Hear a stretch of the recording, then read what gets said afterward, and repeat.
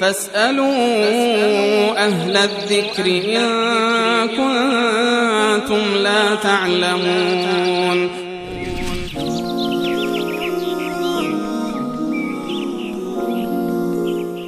سوال بعدی در مورد این بود که بعضیا میگن در مقابل انسان‌های کافر درست است که عملیات انتحاری انجام داد. درست؟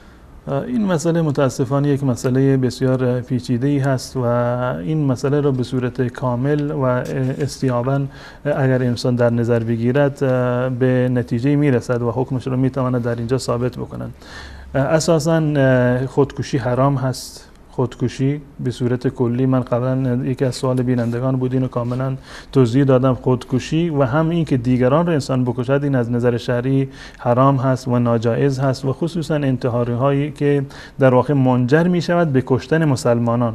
ارزش یک مسلمان، خود اون فردی که خودش رو می کشد و ارزش مسلمانان دیگری که در این ضمن کشته می شوند این هزاران بار از انسانهای کافری که کشته می شوند یا مصالح خیلی جزئی که عاید انسان می شود بالاتر و بالاتر هست.